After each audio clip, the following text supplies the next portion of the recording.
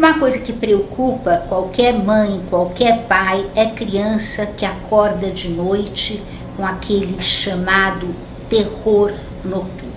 Por que acontece isso com as crianças, doutor Marcelo? Em primeiro lugar, é um distúrbio do sono benigno, quer dizer, do bem, e que pode fazer parte do próprio desenvolvimento da criança, né? Então, existem algumas alterações no sono da criança que são característicos de alguma idade. E que, claro, preocupam mais os pais do que a criança em si, quer dizer, os pais acabam sofrendo mais que a criança, né?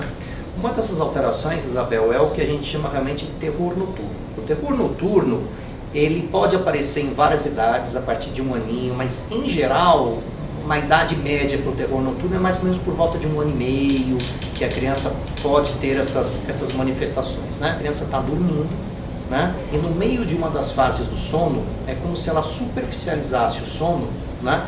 E ela acorda terrivelmente assustada. Mas chama terror noturno porque a cara da criança, realmente, quem viu sabe, é uma cara de terror. A criança, ela fica meio que acordada, meio que dormindo, mas com os olhos abertos, os olhos vidraçados, inclusive, né? Bem assustada, berra, né? Quer dizer, ela tem gritos muito fortes, ela pode ter movimentos muito fortes, ela pode inclusive levantar da cama e querer andar para qualquer lugar, né? Isso dura aí, coisa rápida, coisa de minutos, né? Às vezes 1 minuto, né? E os pais desesperam, porque você não tem o que fazer. Sim, claro. E quanto mais você tenta acordar a criança, trazer a criança a si, às vezes pior é, você piora a agitação. Então tem que lembrar o seguinte, a criança é uma coisa que ela está, aquilo que eu disse, meio acordada, meio dormindo, a criança não tem consciência do que ela faz, e é uma alteração que acontece numa das etapas do sono, né? Só que assusta muito. Em primeiro lugar, proteger a criança. A criança vem para você, ou a criança acorda berrando, né? Você pega a criança, você protege a criança, não deixe que a criança saia andando, né? Tentar acordar a criança jogando qualquer coisa na criança ou batendo na criança não vai adiantar nada.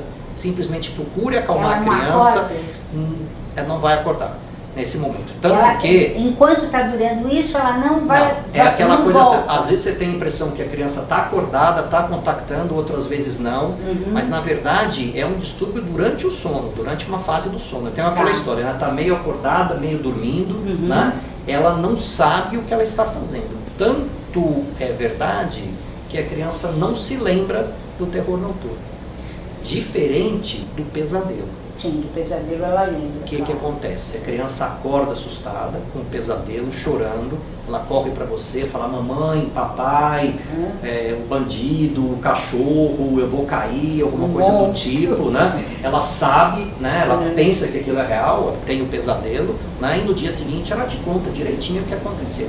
Agora o terror noturno não. Ela não conta, ela não sabe o que aconteceu. Isso é irmão do sonambulismo, de alguma maneira? É um tipo de distúrbio que se enquadra na mesma categoria do sonambulismo, né, que é o andar noturno, que nós chamamos. O sonambulismo, ele pode acontecer numa idade um pouquinho mais tardia. Então a gente tem idade clássica do sonambulismo, uma criança na fase escolar, por exemplo, uma criança por volta dos seus 10 anos de idade, né, que ela pode também, da mesma maneira, durante o sono, ela pode levantar, às vezes a criança se veste, ela faz algumas coisas como se ela tivesse acordada, então é comum, vai na geladeira, vai até a cozinha, vai até o quarto dos pais, né? E só que ela está como se ela estivesse dormindo realmente, né? Então também não adianta tentar acordar o sonâmbulo, não é que faz mal acordar o sonâmbulo, é que às vezes se acorda o sonâmbulo ele fica mais agitado ainda, você tenta acordar ele fica mais agitado ainda, né? E então também você tem que ficar na sua, esperar passar. Protege, conversa, tranquilo, ficar perto. Leva pra cama, sem estresse, não joga água, não bate no rosto. Nos dois casos, nada. Tanto do terror noturno quanto do sonambulismo. Ele vai voltar a dormir e ele não vai lembrar de nada do que aconteceu durante esse período, né? E isso passa?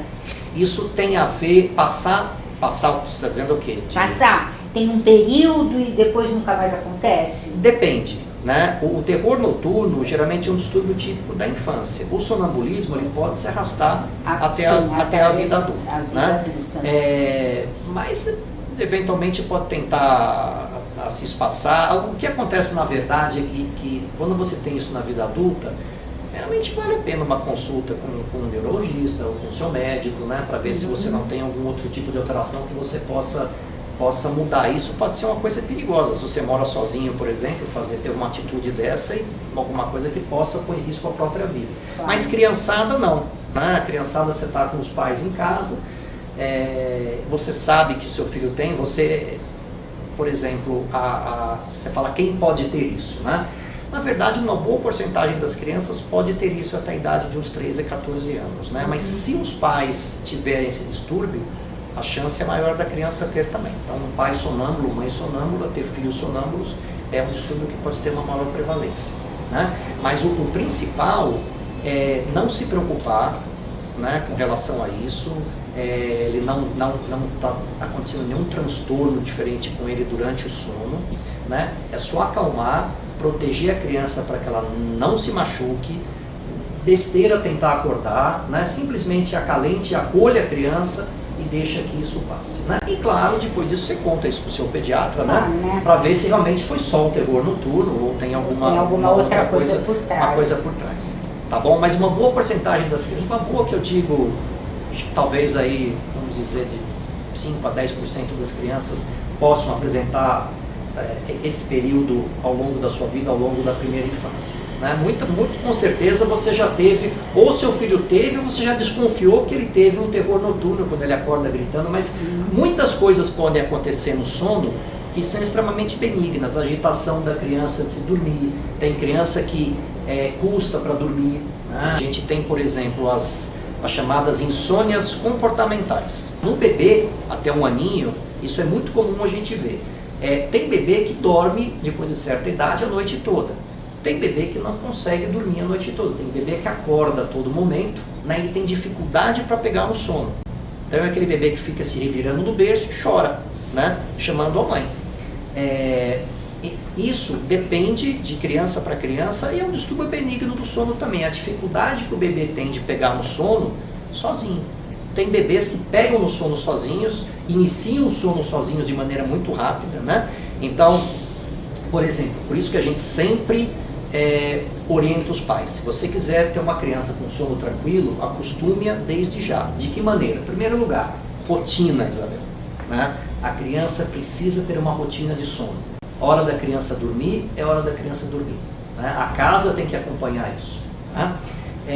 Outra coisa, se você quiser que ela durma bem no futuro próximo, né, você deve fazer com que a criança se acostume a dormir, por exemplo, no seu bercinho. Se você acostumar a criança a dormir no colo, se você acostumar a criança a dormir vendo televisão, o que a criança vai aprender? Ela vai relacionar aquela ação que você fez ao sono. Então é aquela criança que só vai dormir no colo, só vai dormir vendo televisão. Se você desde cedo evita isso e coloca a rotina, a chance vai ser muito menor. Concorda? Né? Outra coisa interessante também, o que a gente chama de ansiedade de separação. É aquela criança que está com soninho, né? Aí vê o pai chegar do trabalho, ou percebe que está com sono e que vai perder a companhia dos pais e ela dá uma acordada outra vez. Ela luta contra o sono, porque ela não quer que o dia termine. Ela não quer, ela sabe que ela vai dormir, ela não vai ver os pais. Isso acontece, chama-se ansiedade de separação. Então olha quantas coisas tem no sono da criança que felizmente, na maioria das vezes, é super benigno. Basta conversar com o seu pediatra que ele pode te tranquilizar nesse aspecto. Parece que a noite não é boa companheira para as crianças, porque eu estou me lembrando de outra coisa, da tal da enurese noturna, o xixi na cama. Mas isso dá outro vídeo, né? Isso a gente pode falar. Tá isso bom. Também é bom saber um pouquinho. Né? Então, no próximo, ok? Tá bom. Obrigada, Foi um doutor. prazer.